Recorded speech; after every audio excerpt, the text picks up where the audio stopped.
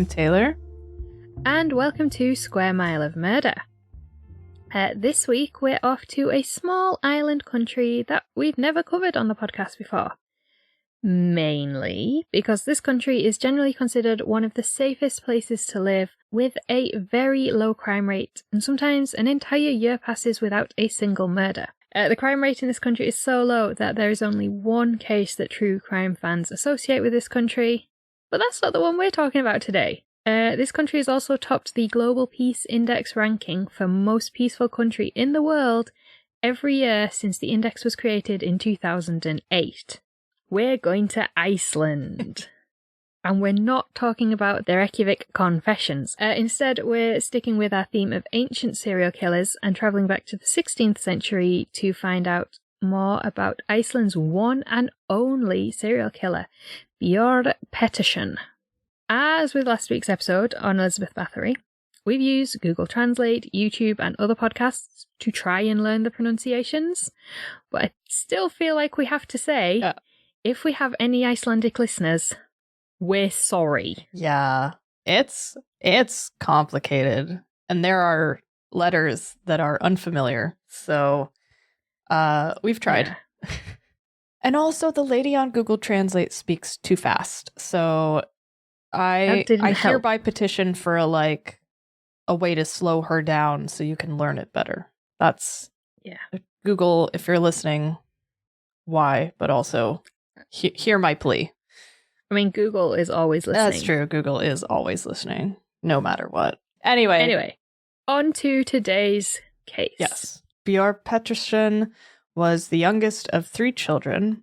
He was born in 1555 on a farm just outside the village of Bordish in a region of Iceland called Snæfellsnes. The Snæfellsnes Peninsula is a 60-mile/100-kilometer long peninsula in western Iceland, which, according to Lonely Planet, is renowned for its fjords, volcanic peaks, lava fields, sheer cliffs, and sweeping beaches. Which apparently are golden beaches. I always thought, having never been, I always thought that all the beaches in Iceland were black. Oh, like lava beaches. Yeah, because that's the only photos you ever see. Yeah. Are the black beaches. So, There you go. Apparently they're golden beaches in Snæfellsnes.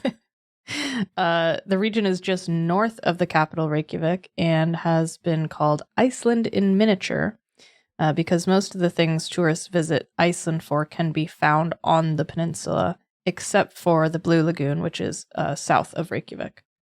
On the western coast of the peninsula is the Snæfellsjökull National Park, named after the Snæfellsjökull, which is a 700,000-year-old glacier-capped volcano, and it literally translates to Snowfell Glacier, and fell as in a high-up, barren landscape, not snowfall.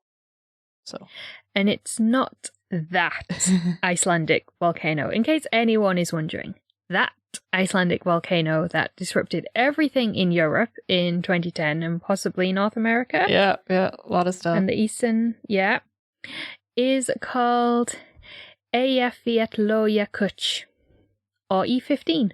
That one's easier to say. I know, that's why I said it. Snæfellsjökull volcano and national park were immortalized in the 1864 French novel Journey to the Center of the Earth by Jules Verne, in which the protagonists find a passage to the center of the Earth in the national park. Along with the volcanoes and lava fields, the peninsula is dotted with small fishing towns and villages, as well as farming communities and bird and wildlife sanctuaries. Interestingly, the region also houses the long-wave radio mast at Hellissandur, which at 412 meters tall is one of the tallest fixed structures in Europe. That's impressive. That's very tall. It's very tall. I have been to Iceland once, for 3 days or something, because when I moved out here to Scotland, I booked my flight on Icelandair, and they have a deal where if you're flying from between the US and Europe, you can make a stopover in Iceland for, I think it's up to like 7 days for free. That's cool. In your journey. So when my mother and I flew out here, we were like, why don't we just do that? Because it breaks up the flight from like, it breaks it up into like 2 4-hour flights, I want to say, instead of like an 8-hour flight. Yeah, because it is slightly longer than just flying straight across, because you go north and then south again.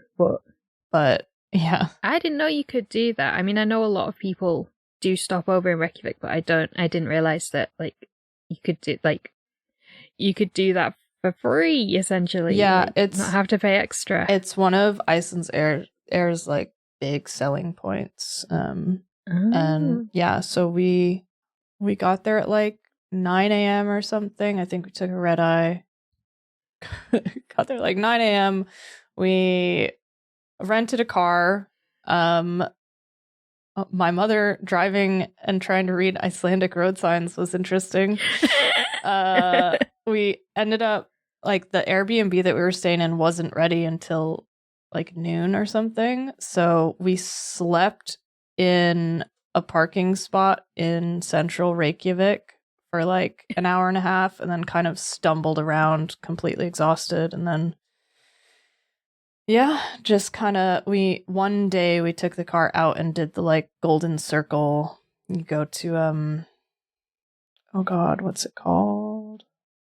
The big waterfall. Oh, Gullfoss waterfall. Golden waterfall. Is like gorgeous, absolutely stunning. We saw some Icelandic horses out in fields and they were cute, and we went to one of the geysers, and we didn't end up going to the Blue Lagoon, but we drove to one of the hot springs, but then couldn't figure out how to get in, and it was very beautiful. We had some delicious fish.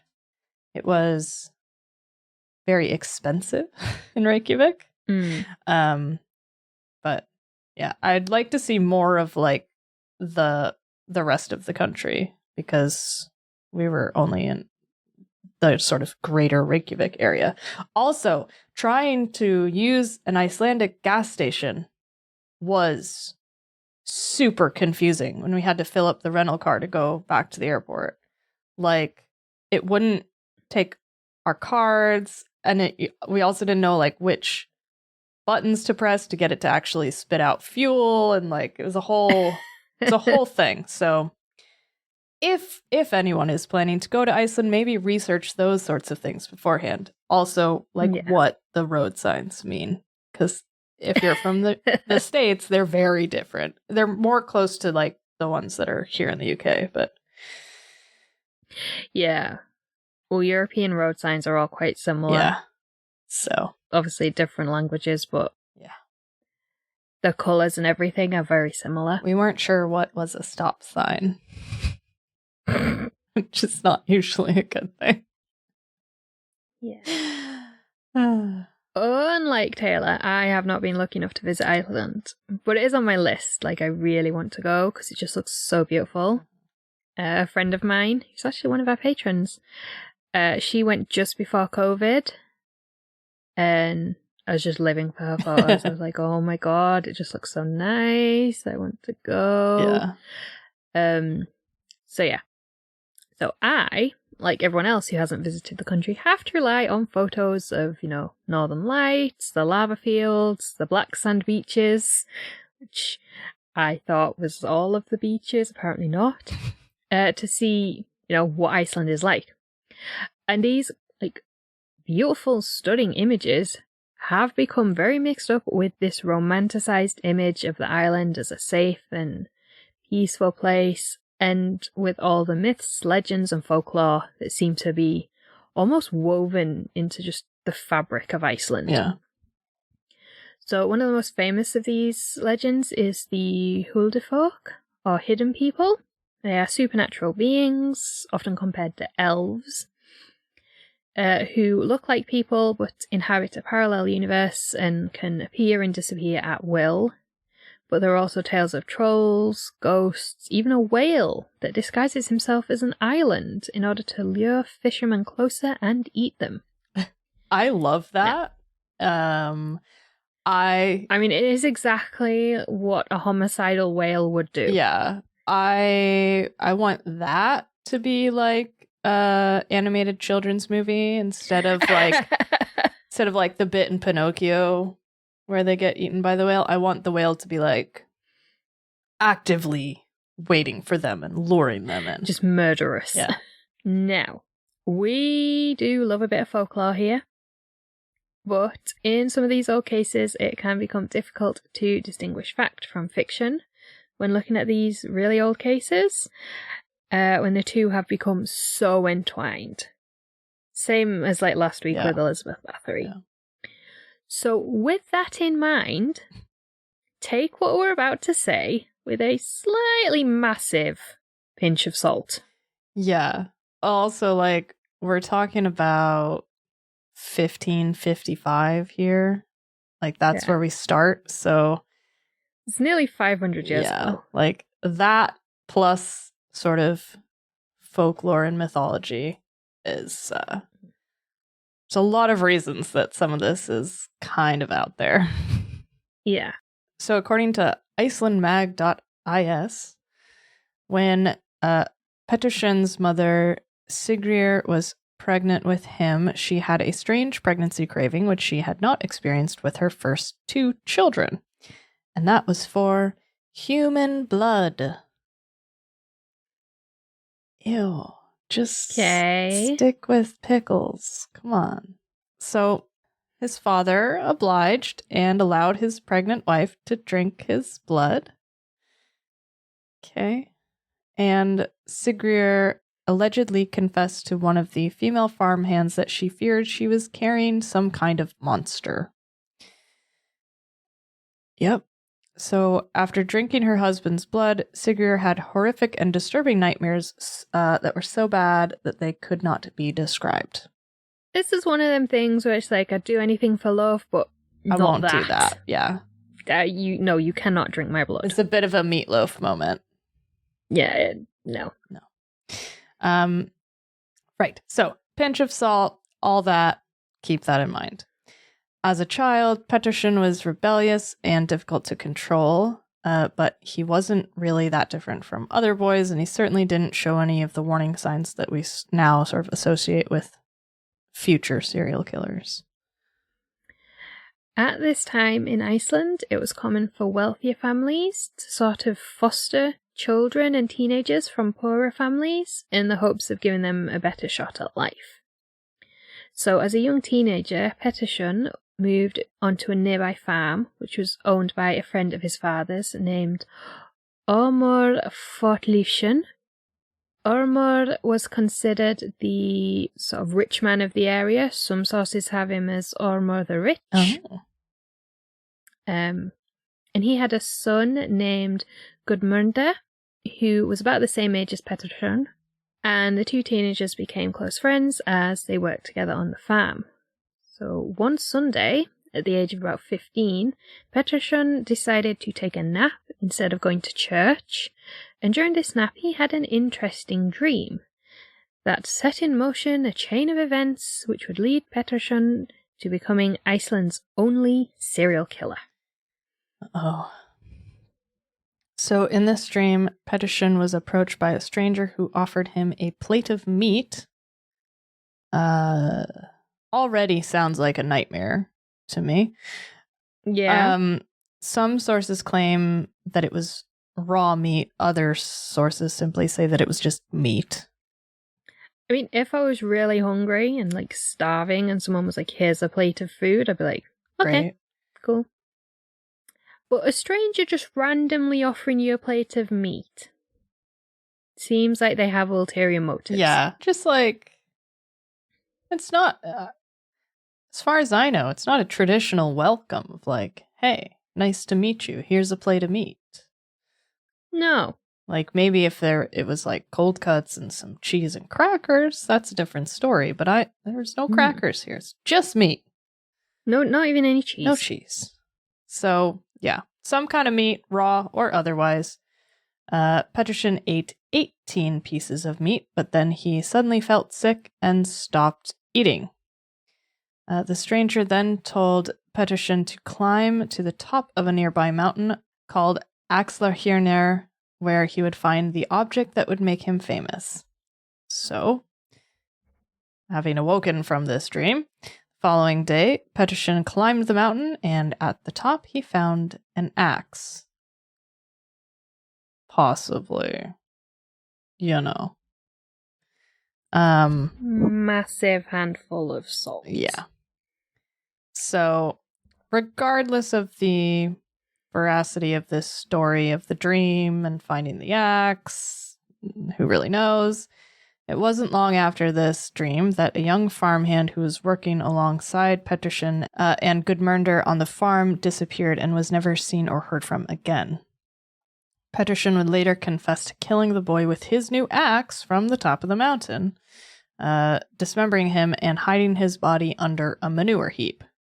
Which, like, terrible, but also smart. But also just the disrespect. Well, yes, yeah. Some years after this first murder of the young farmhand, whose name we sadly do not know, Ormur Fortleifsson died from natural causes and left his entire estate, including multiple farms, to his son Gudmundur. As the pair were good friends, Gudmundur gifted one of the farms to Petrushyn. The farm was called, and I apologize to everyone listening because this is one we cannot figure out how to pronounce. Oxch. Yeah. Oxch. I'm gonna resort back to Google Translate to double check this one because it really confuses me. The farm was called Aksh. We think. That's what the Google Translate lady told me. Yeah. And this farm was supposedly one of the finest farms in the area. And after taking up residence at this farm, Petrushyn became known as Axla Björn. Some believe that this is because of the axe at the top of the mountain, but in Icelandic, Aksh and its variations mean shoulder or shoulders. Mm. And in fact, Axlarhirnir, the mountain where Petrushyn found the axe, means shoulder angle. So the name is actually in reference to the place he lived, rather than his crimes, which makes sense, because it's in Icelandic, not in English. Yeah, like, that makes a lot more sense. Yeah.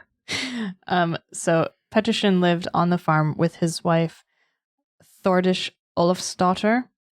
Although this area is now sparsely populated, the village nearest the farms, Burdish, currently has only 10 permanent residents, according to Curmudgeon Travel.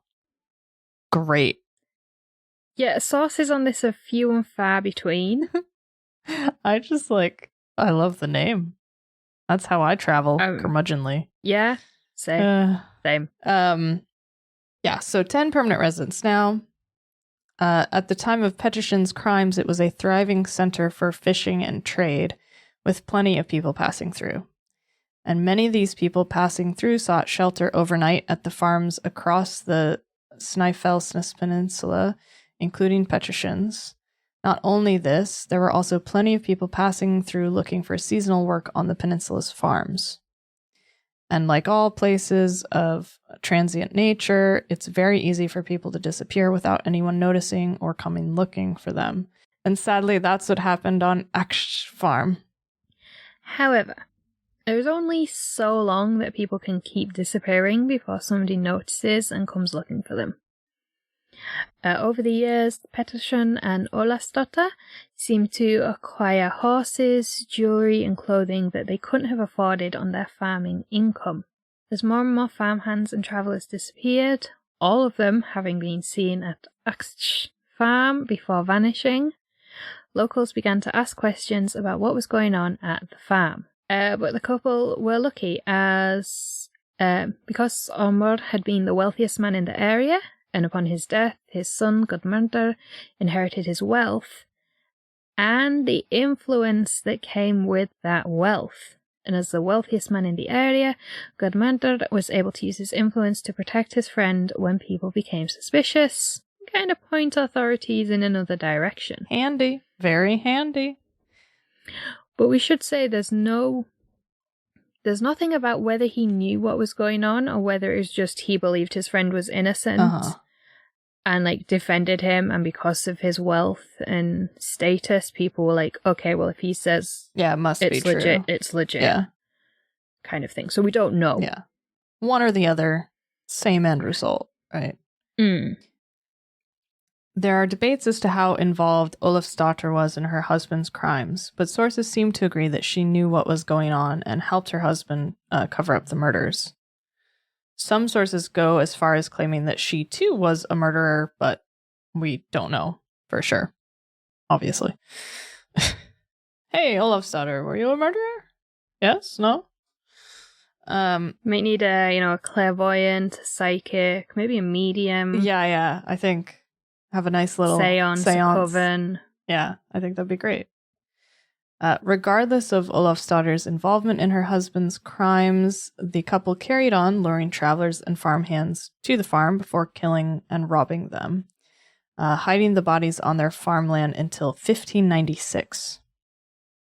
The story goes that a woman was traveling through the peninsula with her 3 children when they sought shelter on Aksht farm, and Petrushyn lured each of the children away one by one and killed them.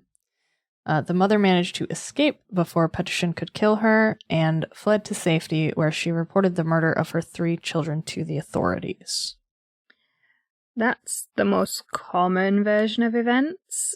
There are a few different variations of this story. Some say that it was just 3 siblings traveling together. One managed to escape, or 2 siblings were traveling and one was murdered, one escaped.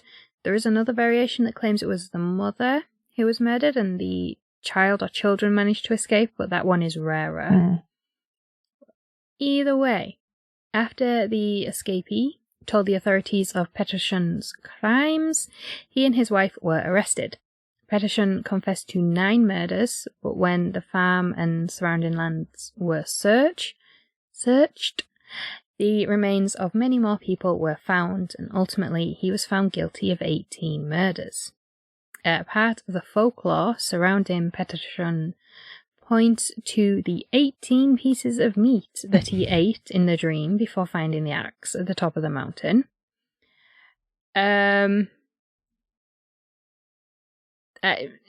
Really? Sure. Well, I suppose you could twist it like the 19th made him feel ill. Yeah, and that's when he got caught. So there's an omen there. There is, but I think it's just folklore. Yeah, I think that's probably right. Petrushyn claimed that the reason for all the bodies on the farm was that he just kept finding dead people on his land, so he dismembered them and buried them around the land rather than, contacting the authorities or even just taking the bodies to a church for a proper burial.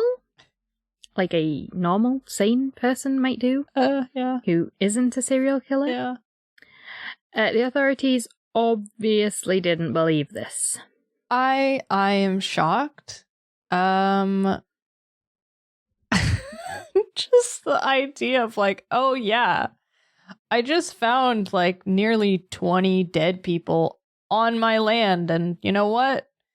I just decided I'd cut them up and rebury them. Yeah. Yeah, and there's a lot of numbers get thrown around. Like 9, he confessed to 9, he was convicted of 18. Yeah. And 18 seems to be the most common number, but there's suspicion whether this was at the time or sort of in the years later, since, as the story's been passed down. Yeah. There are a lot bigger numbers thrown around because it was 26 years. Yeah. He committed his first murder at the age of 15, which was 1570. He was arrested in 1596, so it's 26 years. So there are suspicions that there were more. Yeah. Olafsdottir was also found guilty of the murders, and the pair were sentenced to death. but Olaf's daughter was spared because she was pregnant at the time. Now, if you're squeamish, maybe skip forward about 45 seconds. I'll put in a chapter marker around this bit so you can just skip to the next chapter if you don't want to hear this, because this is going to get kind of nasty here. So here we go. Pettersson had each of his limbs broken by a sledgehammer and was then hung by the neck until dead before being quartered. And his wife was forced to watch. His genitals were then chopped off and thrown in his wife's lap. Ew. There is a joke there. I'm not going to say it. There's a lot of jokes there. None of them in good taste. No. Some sources claim that he was broken, or at least partly broken, on the wheel before being hung rather than broken with a sledgehammer. Others claim that after being broken, he was beheaded rather than hung. Either way, it's not good. And we're back with less gory stuff. No. People were so afraid of Pettersson coming back as a ghost that after death he was then cut up into small pieces and he was buried beneath 3 cairns across the peninsula. So sources vary because some say it was like cairns spread out like quite far because the peninsula is like 60 miles long. Mm-hmm. Others say that they were quite close together, like within sight of each other. So if you don't know what the hell we're talking about, because I don't feel like it's a very commonly used word anymore, especially outside of rural areas. Yeah. I might be wrong. So a cairn is a man-made pile or a pyramid of stones in rural areas, and it's actually a Scottish Gaelic word. Yep. Cairns have been used for millennia for a variety of purposes, but their most popular use is as a marker or landmark of sort.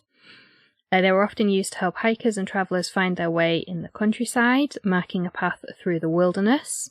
So this is in the days before maps. You would pass by one cairn and you would be able to see the next in the distance. And so you'd aim for that one and then you'd see the next. And that's kind of like a beacon system, almost. But they have also been used as commemorative landmarks to mark burial sites, hunting sites, or even for astrological purposes. But in the modern time, as technology has moved on, many of these cairns have been lost all over the world, although some have been protected. There's a lot on the moors where I live that, well, the cairns have been replaced by big crosses, and we call them stone betties.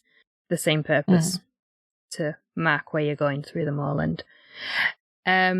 According to Guide to Iceland.is, these 3 cairns, which Pettersson was buried beneath, were used to mark the way for travellers. So, a little bit of cairn history. Yeah, a little bit of Stone Age history. A little bit of rock and roll there for you. Trying. This is tired, apparently. So 2 of the cairns Pettersson was buried beneath have been lost, but the 3rd one still stands and is legally protected as a site of historical importance. This cairn is known as Dreplakoladish Cairn and is located near the ancient fishing village of Heknar on the westernmost part of the peninsula. The other 2 were close by, but were lost due to road development in more recent times. After her husband's death, Olafsdotter gave birth to a son named Sven Björnsson. So, we've saved this bit to the end rather than explain it at the beginning, which would probably have been better. Traditionally in Iceland, your surname is your father's name followed by either son or daughter, depending upon your gender assigned at birth. Yeah. So Björn Pettersson's father would have been called Petter. So Björn became Pettersson because he was Petter's son. His father-in-law must have been called Olaf because his wife was called Olafsdotter. So Olaf's daughter. Oh. So apparently this is all things I've gleaned from the internet. I haven't researched it properly, but various podcasts and TV shows tell us this. So, so apparently it's quite common in Iceland to come across people with the same surname, but they're like no relation to each other. It's just that their fathers had the same name. And we don't really know what happened to Thordis Olafsdottir after she gave birth to their son, Sven. But presumably, I mean, she was still a convicted murderer, so... Well, she was, but she was spared the death penalty, so we don't know if she was... imprisoned? Was she then thrown in jail for the rest of her life? Did they let her off? I couldn't find out.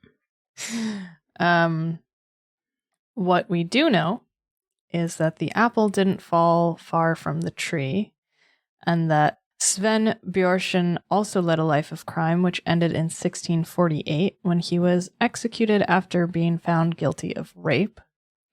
And if that wasn't enough, his son Gisli Svensson was also a career criminal and was executed, although we don't know what kind of crimes it was that he committed. This, of course, led to all kinds of speculation about there being some kind of criminal or even serial killer gene in the family, which all feeds into the folklore surrounding the story of Bjorn Pettersson, Iceland's one and only serial killer. Wow. Yeah.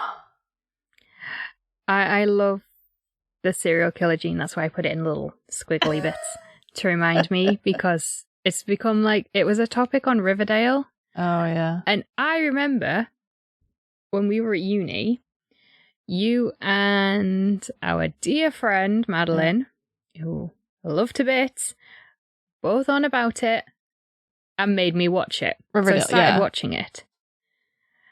And then I think it's like season 3 or 4 or something, they start talking about the serial killer gene, and I'm like, I'm like, part of me is like, no, I've had it, I'm out. But then I also want to know how it ends, because it has to end soon. It can't get any more ridiculous. Yeah. The idea that there's just this serial killer gene.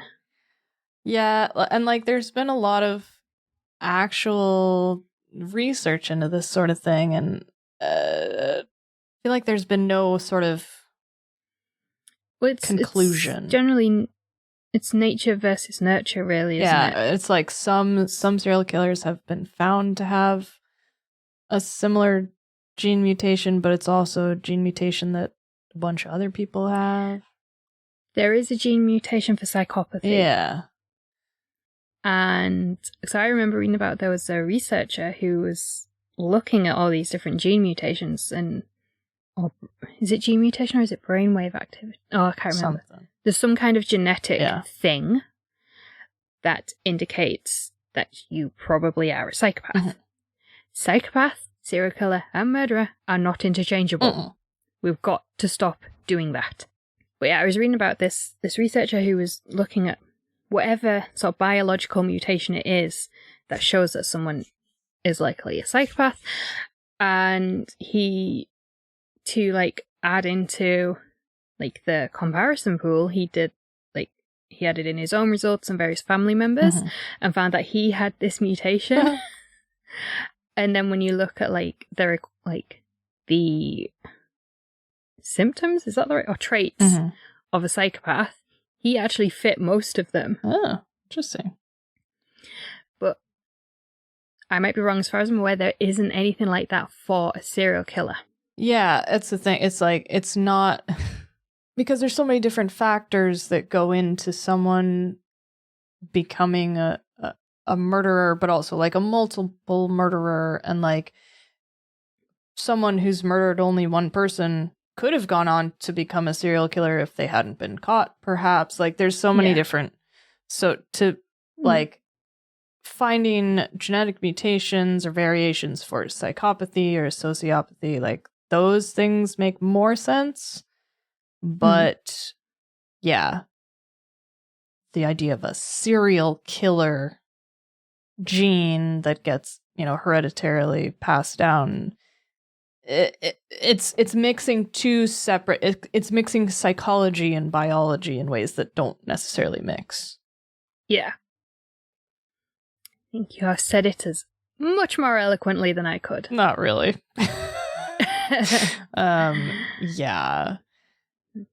You know what this reminds me of is Faye and Ray Copeland. Like farmers,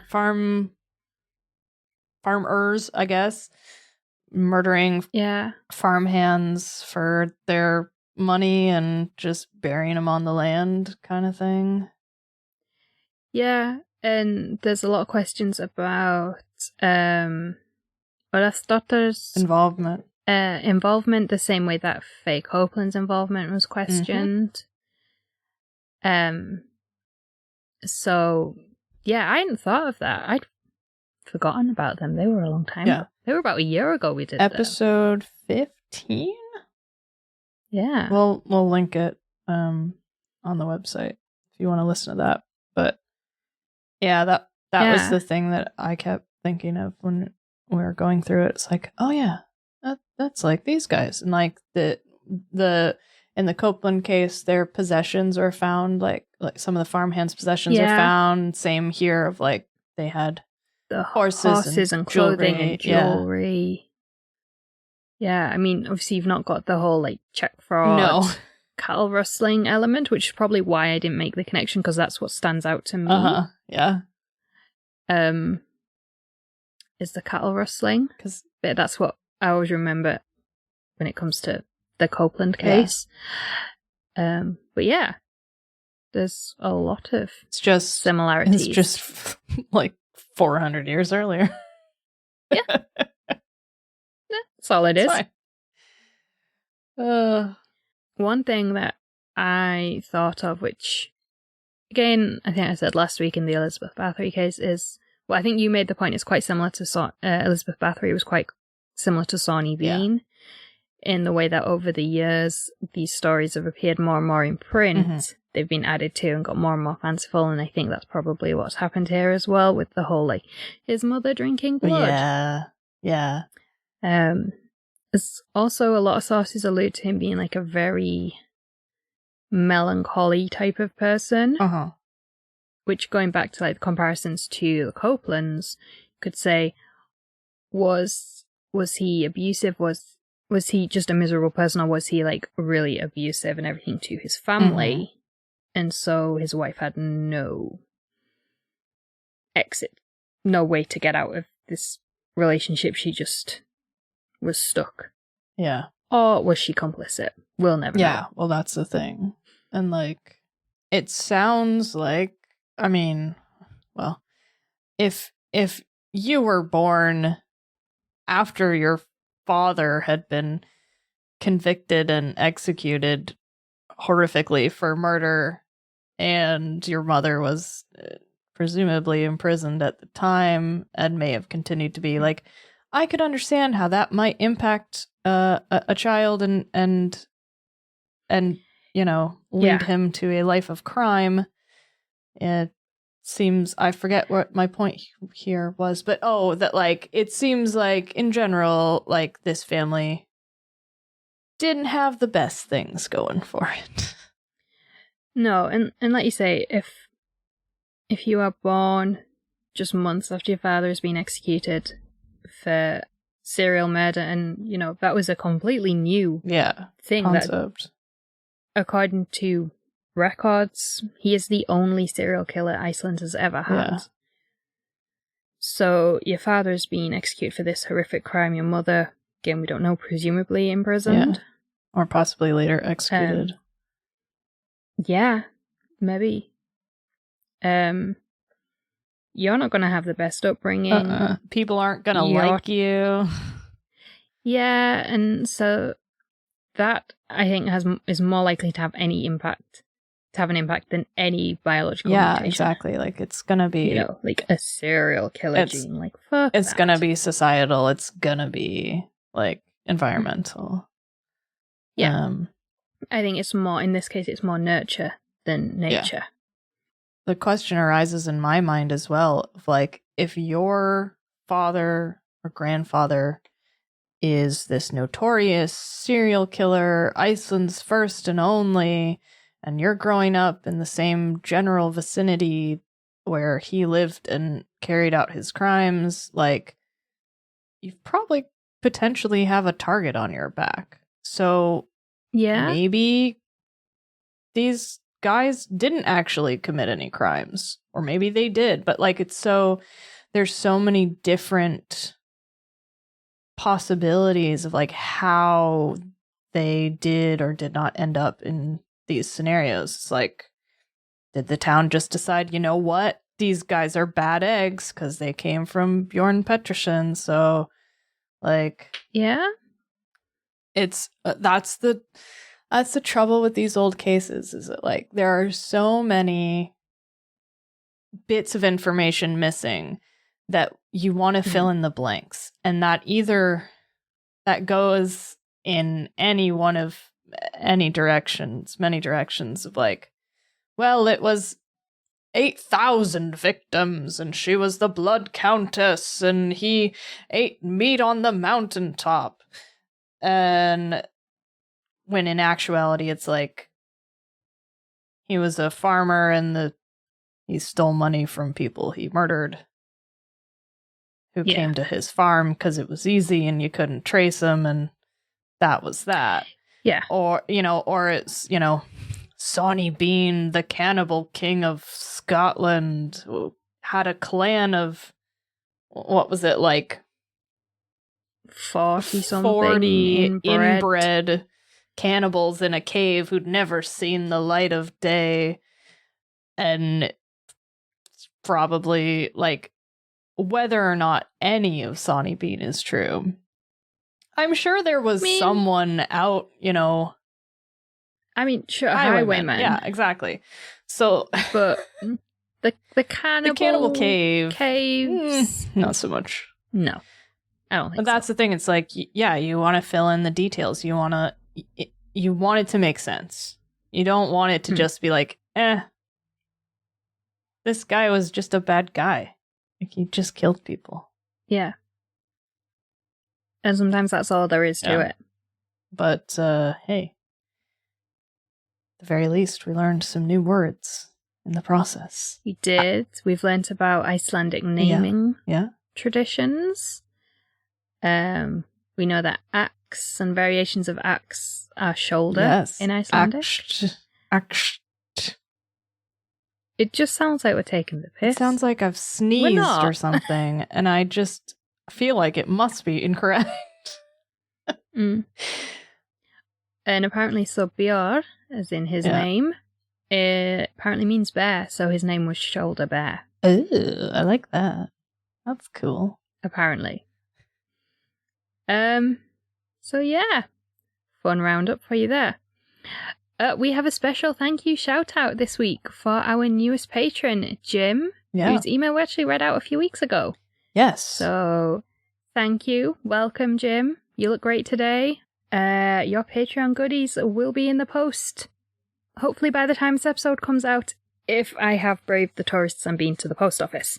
Yes, yeah. And, my hometown is a hellscape right now. And we, as always, do very much appreciate you joining the Patreon page and also just emailing us.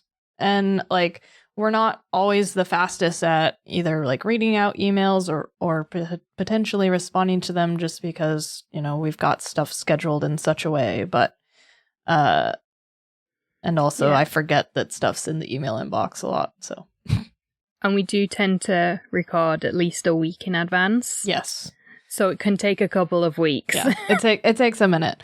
But yeah, it's super cool. And so thank you, Jim. Welcome. If you would like to help us cover the costs of making the podcast, help us invest in the future of the show, and help me achieve my dream of going on holiday to Iceland, you can do the same as Jim and join our Patreon page.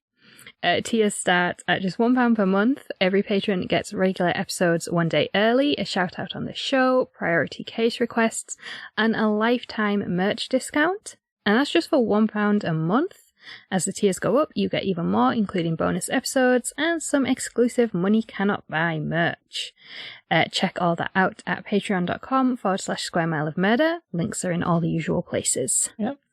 And if you like the show, do be sure to rate and review us on your podcast app, especially Apple Podcasts, and subscribe to us so you never miss a new episode.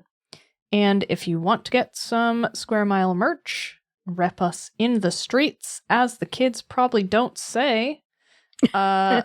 We do have a selection of products with some cool designs, and you can find those at squaremileofmurder.store, the link to which will be in our show notes and on our website.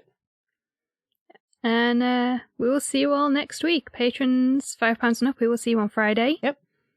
Hopefully we have found a case, because the one we were going to do might not happen. Yeah. All these ancient serial killers are really ancient, so there's not a lot of sources on them. Yeah, so we might have to go for a slightly less ancient one. Yeah, we'll figure something out. Than the one we wanted to. It'll be fine. But we'll see you then, Yeah. and everyone else will see you next week. Yeah. Thanks for listening. Thanks. Bye.